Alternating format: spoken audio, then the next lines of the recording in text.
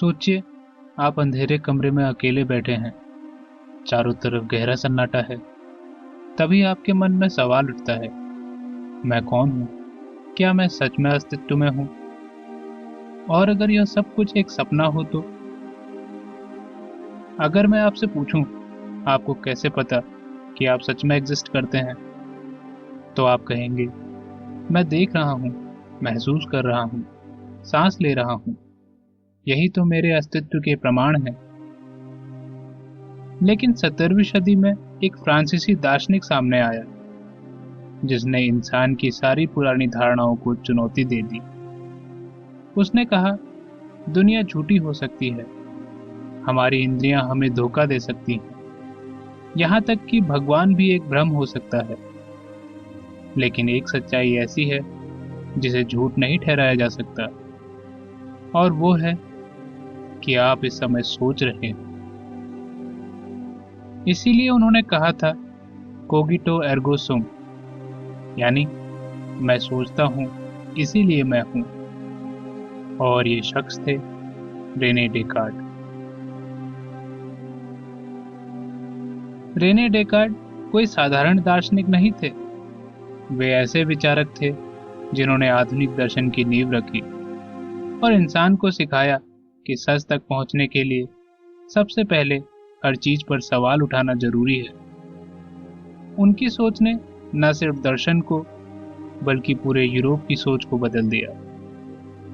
तो दोस्तों, क्या आप तैयार हैं उस संदेह की दुनिया में उतरने के लिए जहां हर सवाल एक नई सच्चाई का दरवाजा खोलता है? तो चलिए अब शुरुआत करते हैं डेकार्ट के बचपन और उसकी जिंदगी की पहली कहानी से। 1596 का यूरोप भीतर ही भीतर उबल रहा था। एक ओर धार्मिक संघर्ष चल रहे थे और दूसरी ओर पुराने विचारों की मजबूत पकड़ थी। और उसी बीच नए विज्ञान की आहट सुनाई देने लगी थी। ऐसी ऐतिहासिक पृष्ठभूमि में फ्रांस के एक शांत और छोटे से कस्बे ला हेन टुरैन में 31 मार्च 1596 को एक बच्चे का जन्म हुआ, जो आगे चलकर रेने डेकार्ट के नाम से जाना गया।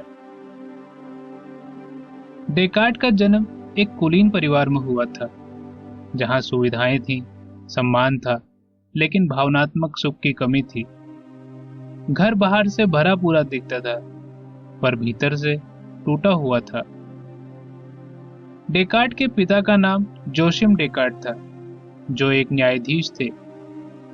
अपने काम की वजह से वे ज्यादातर समय घर से बाहर रहते थे। उनकी मां का नाम जीन ब्रोशर था। लेकिन रेने के जन्म के कुछ ही समय बाद उनका निधन हो गया। रेने डेकार्ट इतने छोटे थे कि उन्हें अपनी मां की कोई याद भी नहीं रही।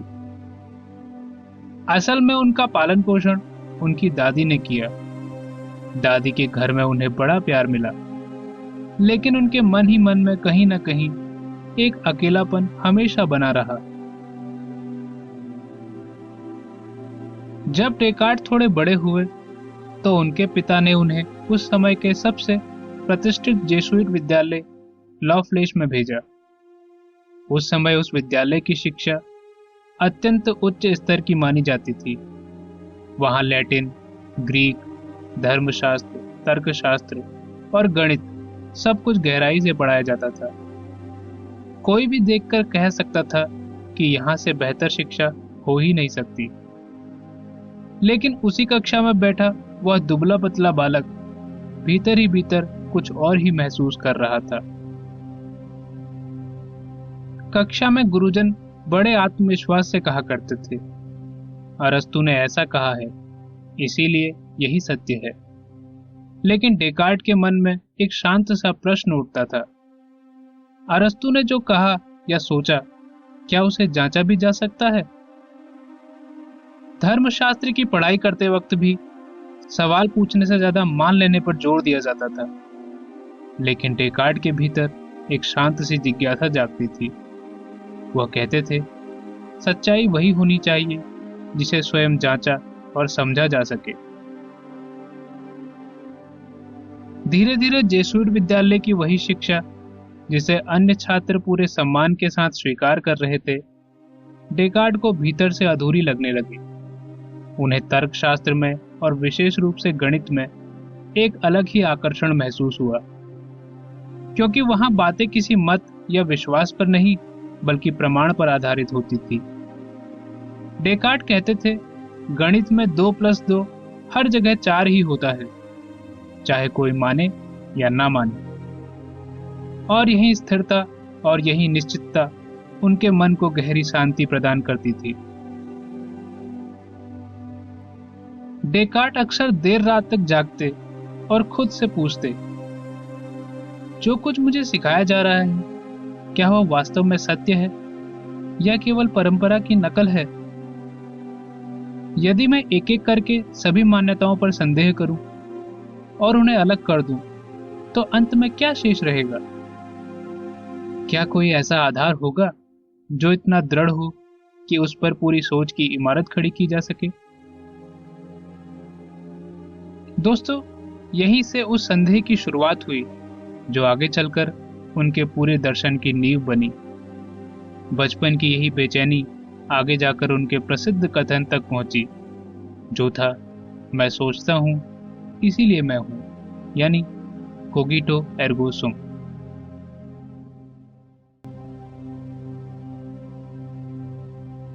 सोलह 1818 की बात है। यूरोप भय और अस्थिरता से घिरा हुआ था। पूरा महाद्वीप 30 इयर्स वॉर की आग में जल रहा था। इसी उथल पुथल के समय 22 वर्ष के डेकार्ड ने लॉफ्लेश को छोड़ दिया और सैनिक जीवन का मार्ग चुना। बाहर की दुनिया युद्ध से भरी थी और भीतर उनका मन सच्चाई की खोज में और भी गहरा होता जा रहा था। पिता की इच्छा थी कि उनका बेटा वकील बने, लेकिन रेने का मन कुछ और ही कह रहा था। उन्होंने Dutch Rajkumar Morris of Nassau की सेना में भर्ती होने का निर्णय लिया। युद्ध भूमि ने डेकार्ड को एक बिल्कुल नई दुनिया से परिचित कराया। सर्दियों में सैनिक शिविरों में ठंड से कांपते थे और गर्मियों में चारों ओर तोपों की गड़गड़ाहट गूंजती रहती थी। युद्ध के अंतराल में वे जर्मनी, बोहेमिया और हंगरी जैसे कई क्षेत्रों में घूमे। उन्होंने देखा कि सैनिक लूट में लग जाते थे, अधिकारी भ्रष्ट हो जाते थे और धर्म के नाम पर खून बहाया जाता था। यह सब देखकर रेने के मन में प्रश्न उठता था, इतनी अव्यवस्था क्यों है? क्या कोई ऐसी व्यवस्था हो सकती है जो सच में सही और स्थिर हो? फिर उनकी जिंदगी में एक निर्णायक मोड़ आया। 1619 की नववर्ष की रात थी।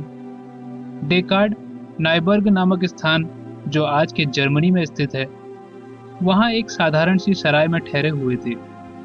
बाहर कड़ाके की ठंड थी और कमरे के भीतर कोयले की आग धीमे धीमे जल रही थी। उसी रात उन्हें एक के बाद एक लगातार 3 सपने आए, जिन्होंने उनकी सोच की दिशा ही बदल दी। उनका पहला सपना अत्यंत भयावह था। उन्होंने स्वयं को एक तेज तूफान के बीच पाया, जहां प्रचंड हवा उन्हें अपनी ओर खींच रही थी, मानो कोई अदृश्य शक्ति उन्हें कहीं ले जाना चाहती हो। यह अनुभव उन्हें भीतर तक भयभीत कर गया। दूसरे सपने में उन्होंने देखा कि कोई व्यक्ति उनके पास कई पुस्तकें लेकर आया। जब डेकार्ड ने उन्हें खोला तो ग्रीक और लैटिन शब्द आपस में उलझे हुए दिखाई दिए, मानो अक्सर इधर उधर बिखर रहे हों। तीसरे सपने में एक व्यक्ति उनके सामने आया और शांत स्वर में बोला, तुम्हें नए विज्ञान की खोज करनी है। जब डेकार्ड की आंखें खुली तो वे पसीने से तर हो गए थे। उस रात सब कुछ बदल गया। डेकार्ड ने यह महसूस किया कि सपनों में चाहे भ्रम हो, लेकिन सोचने की शक्ति वास्तविक थी। यदि सत्य को जानना है तो उसे किसी अधिकार या परंपरा के सहारे नहीं, बल्कि केवल तर्क के माध्यम से खोजना होगा। डेकार्ड कहते थे कि चर्च, अरस्तु और पुस्तकों की मान्यताएं एक ओर हैं, लेकिन हमारा अपना मस्तिष्क, हमारा अपना मस्तिष्क ही एक सच्चा मार्गदर्शक है। दोस्तों, यहीं से आधुनिक दर्शन की यात्रा शुरू हुई और यही वह रात थी जब डेकार्ड एक सैनिक से एक विचारक बन गए। युद्ध की धूल को पीछे छोड़कर वे अब विचारों के मैदान में उतर चुके थे। दोस्तों, इन सपनों ने डेकार्ड को डराया नहीं बल्कि जगा दिया। अब उनके लिए कोई भी सच तब तक सच नहीं था जब तक वह खुद उसे परख न ले।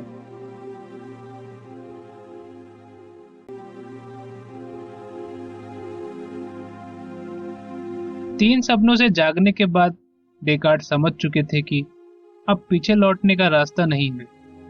उन्होंने तय किया कि अब वे किसी भी बात को बिना जांचे सच नहीं मानेंगे। हर विश्वास, हर सिद्धांत और हर सत्य को वे खुद परखेंगे। इसी सोच से जन्म हुआ मेथोडिकल डाउट का, यानी संदेह की वह विधि जिसने आगे चलकर पूरी दर्शन परंपरा को बदल दिया। इन्हीं सवालों को डेकार्ड ने 1637 में एक किताब का रूप दिया। इस किताब का नाम था डिस्कोर्स ऑन द मेथड। यही पहली बार उन्होंने दुनिया को सिखाया कि सच तक पहुंचने के लिए पहले हर चीज पर शक करना जरूरी है। एक दिन डेकार्ड अपने कमरे में अकेले बैठे थे। चारों ओर सन्नाटा था। उन्होंने धीरे से कागज उठाया और मन ही मन सोचा, मान लो कि अब तक जो कुछ भी मैंने सच माना है वह झूठ हो सकता है, तो फिर अंत में क्या बचेगा? यहीं से सबसे पहले उनकी नजर अपनी इंद्रियों पर गई। उन्होंने खिड़की से बाहर देखा। सूरज तेजी से चमक रहा था और पक्षी आकाश में उड़ रहे थे। सब कुछ पूरी तरह वास्तविक प्रतीत हो रहा था। लेकिन तभी उन्हें स्मरण हुआ, कल रात सपने वाला दृश्य भी तो उतना ही सच लग रहा था जितना अभी लग रहा है। और यहीं से उन्होंने समझा कि आंखें कभी कभी धोखा दे सकती हैं। दूर खड़ा पेड़ लहराता हुआ दिखता है, जबकि वह केवल हवा का प्रभाव होता है। यहां तक कि कभी कभी सुन्न उंगली में भी दर्द का अनुभव होता है। इसीलिए वे इस निष्कर्ष पर पहुंचे कि इंद्रियों पर पूर्ण विश्वास नहीं किया जा सकता। इसके बाद उनका ध्यान दूसरे प्रश्न पर गया। उन्होंने स्वयं से पूछा, मुझे कैसे पता चले कि मैं इस समय जाग रहा हूं? कल रात के सपने भी कितने वास्तविक लग रहे थे। हवा मुझे खींचती हुई महसूस हो रही थी। किताबें मेरे हाथ में थी। उन्होंने सोचा, हो सकता है कि जो मैं अभी अनुभव कर रहा हूं वह किसी बड़े सपने का हिस्सा हो। इसीलिए इस विचार के बाद वे इस निष्कर्ष पर पहुंचे कि हकीकत और सपने के बीच का अंतर हमेशा स्पष्ट नहीं होता। इसके बाद उन्होंने तीसरे और सबसे कठिन प्रश्न की ओर ध्यान दिया। अब तक डेकार्ड गणित को सबसे भरोसेमंद मानते थे। उनके लिए 2+2 हमेशा 4 ही होता था।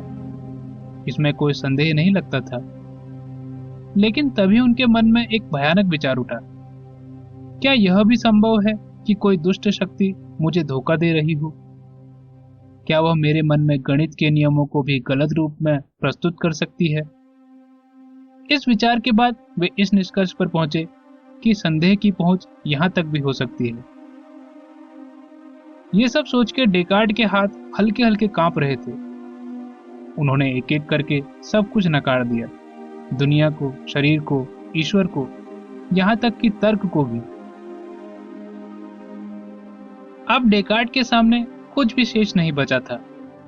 कमरा मानो पूरी तरह खाली हो गया था। चारों ओर केवल गहरा अंधेरा छाया हुआ था। लेकिन उसी अंधेरे के बीच अचानक एक छोटी सी चिंगारी जली। एक ऐसा विचार जिसे नकारा नहीं जा सकता था।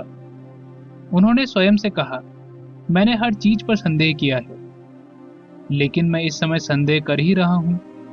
और अगर मैं संदेह कर रहा हूं तो मैं सोच रहा हूं, और अगर मैं सोच रहा हूं तो मेरा अस्तित्व है।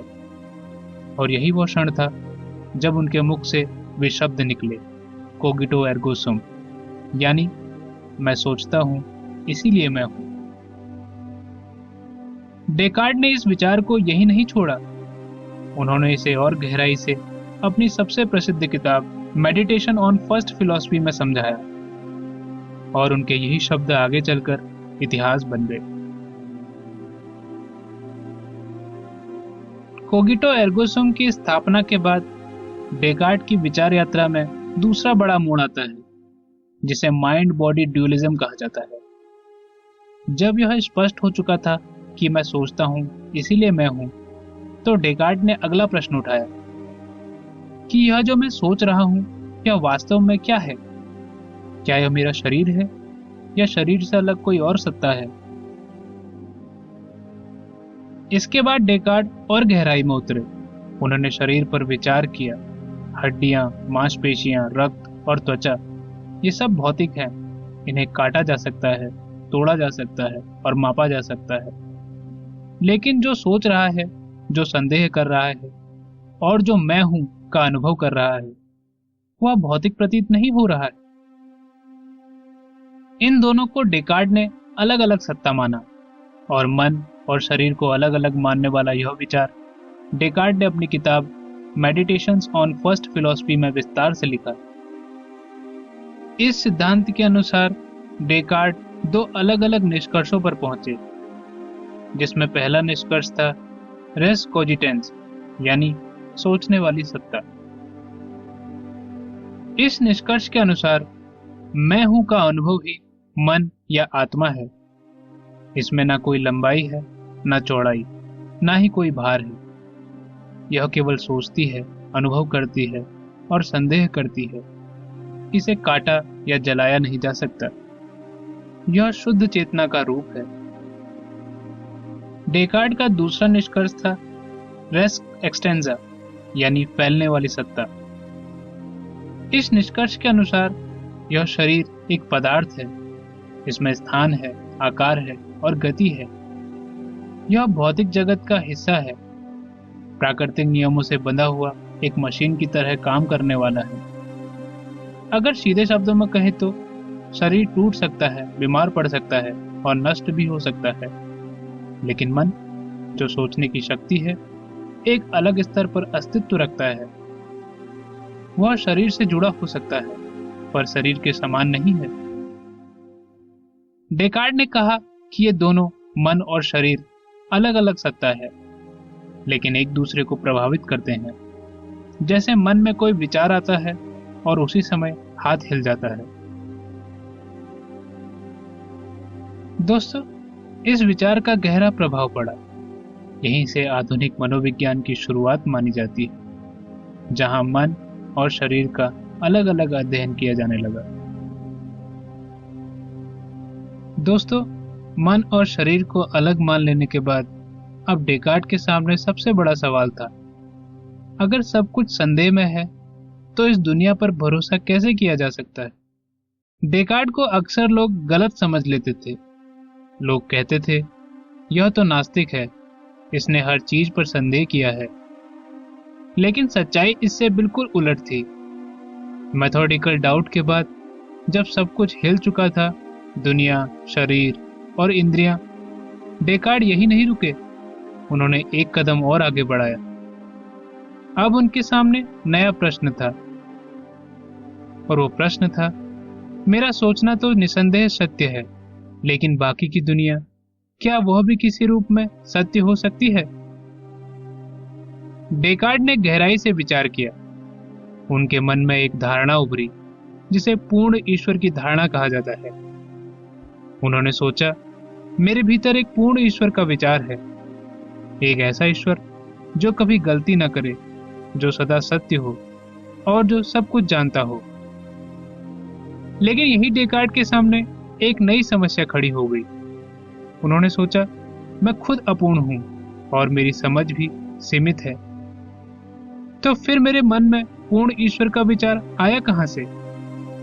इसी प्रश्न के साथ उनकी यात्रा अब केवल संदेह तक सीमित नहीं रही, बल्कि कारण की खोज की ओर बढ़ गई। डेकार्ट ने कहा, मेरे मन में जो पूर्ण ईश्वर का विचार है, वह मैंने खुद नहीं बनाया। यह किसी पूर्ण सत्ता से ही आया होगा, और वही सत्ता ईश्वर है। दोस्तों, अगर सीधे शब्दों में कहें तो डेकार्ड ने ईश्वर को नकारा नहीं, बल्कि तर्क के माध्यम से उसका अस्तित्व सिद्ध करने की कोशिश की। उनके लिए ईश्वर वह आधार था जिस पर उनका पूरा दर्शन खड़ा था। इसीलिए उनके अनुसार अगर ईश्वर है तो कोई भी दुष्ट शक्ति हमें हर चीज में धोखा नहीं दे सकती थी। अगर आधुनिक दृष्टि से देखें तो डेकार्ड का तरीका बिल्कुल नया था। उससे पहले चर्च कहता था ईश्वर पे भरोसा करो, लेकिन डेकार्ड ने कहा ईश्वर तक तर्क के रास्ते से पहुंचा जा सकता है, और यहीं से तर्क आधारित ईश्वर विचारधारा यानी रेशनल थियोलॉजी की शुरुआत हुई। दोस्तों, ईश्वर की अवधारणा ने डेकार्ड को फिर से दुनिया की ओर लौटाया, लेकिन इस बार आस्था से नहीं, तर्क और गणित की नजर से। डेकार्ड ने दुनिया को मंदिर की तरह नहीं, बल्कि एक सुव्यवस्थित मशीन की तरह देखने की दृष्टि दी। 1644 में डेकार्ड ने अपनी वैज्ञानिक सोच को एक व्यवस्थित किताब प्रिंसिपल ऑफ फिलॉसफी में लिखा, और यहीं से दर्शन और आधुनिक विज्ञान एक दूसरे के साथ जुड़ गए। उन्होंने कहा प्रकृति से डरने की जरूरत नहीं है, उसे समझने की जरूरत है। उसके पीछे भावनाएं नहीं, नियम है, और उन नियमों की भाषा गणित है। इसी सोच ने आगे चलकर वैज्ञानिक विधि को मजबूती दी, और यहीं से एक तर्कशील आधुनिक दुनिया का जन्म हुआ, जहां सवाल पूछना कमजोरी नहीं, बल्कि समझ की शुरुआत माना गया। डेकार्ड ने दुनिया को देखने का नजरिया ही बदल दिया। उनके लिए शरीर कोई रहस्यमय जादू नहीं था, बल्कि एक जैविक मशीन था। प्रकृति उनके लिए चमत्कार नहीं, नियमों का संसार थी। ग्रहों की चाल हो या बारिश, हवा हो या रोशनी, सब कुछ गणितीय नियमों से समझा जा सकता था। डेकार्ड का साफ मानना था असल विज्ञान वही है जिसे मापा और गिना जा सके। इसी सोच से उन्होंने ज्यामितीय और बीजगणित को जोड़ा, और वह रास्ता खोला जिस पर आगे चलकर आइजैक न्यूटन जैसे वैज्ञानिक चले। इसीलिए डेकार्ड को आधुनिक दर्शन का पिता और तर्कवाद का जनक कहा जाता है, क्योंकि उन्होंने सिखाया परंपरा पर नहीं, तर्क पर भरोसा करो। डेकार्ड की सोच ने विज्ञान को ताकत दी, लेकिन हर क्रांति की तरह यहां भी सवाल उठने लगे। डेकार्ड ने सोच की दुनिया को हिला दिया। उन्होंने कहा सब कुछ पर शक करो, सिर्फ तर्क पर भरोसा रखो। लेकिन यहीं से एक नई बहस शुरू हो गई। कई दार्शनिकों ने सवाल उठाया, क्या इंसान को सिर्फ दिमाग से समझा जा सकता है? अगर सब कुछ तर्क से तय होगा तो भावनाओं का क्या होगा? प्यार, डर, खुशी, पछतावा, क्या ये सब तर्क से कम अहम है? हमारी जिंदगी के असली अनुभव, बचपन की यादें, रिश्ते, सुख दुख, क्या इन्हें सिर्फ लॉजिक की लाइन में बांधा जा सकता है? दिलचस्प बात यह है कि डेकार्ड ने भावनाओं को नजरअंदाज नहीं किया। अपनी आखिरी किताब पैशंस ऑफ द सोल में उन्होंने समझाया कि भावना और तर्क एक दूसरे के विरोधी नहीं हैं। यही कई लोगों को लगा कि डेकार्ड ने दिमाग को इतना ऊंचा बिठा दिया कि इंसान का बाकी हिस्सा पीछे छूट गया है, क्योंकि इंसान सिर्फ सोचने वाली मशीन नहीं है, वह महसूस भी करता है, जीता भी है, समाज में रहता भी है। डेकार्ड के बाद दर्शन की दुनिया शांत नहीं हुई। उनकी सोच ने नए सवाल खड़े कर दिए। कुछ समय बाद ऐसे विचारक सामने आए जिन्होंने डेकार्ड के दर्शन को चुनौती दी।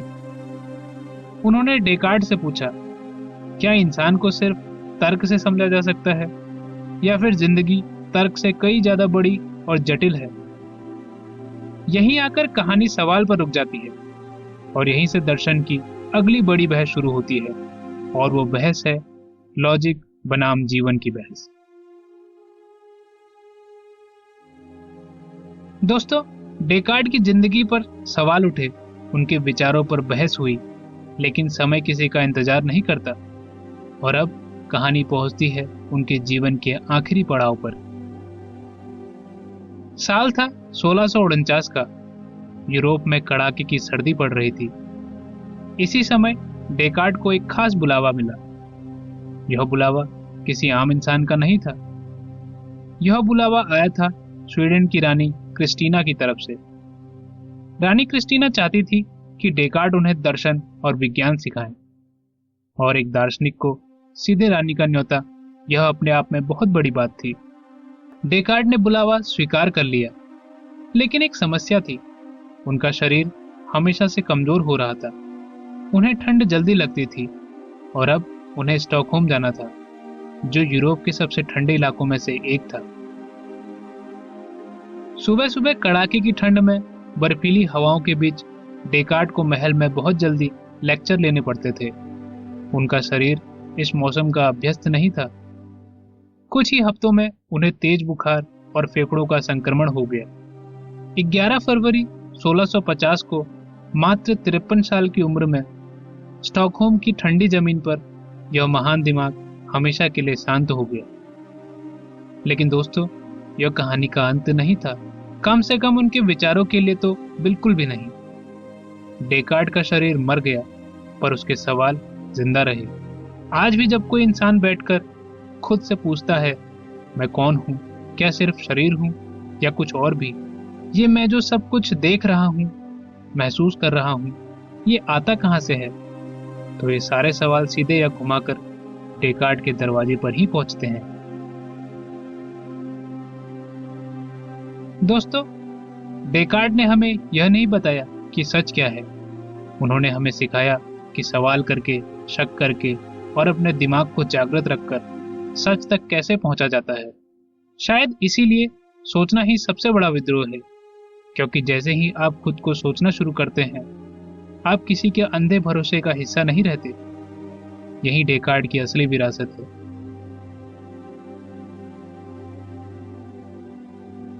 अगर आपको यह सफर दिलचस्प और ज्ञानवर्धक लगा हो, तो इसे अपने दोस्तों और परिवार के साथ जरूर साझा करें।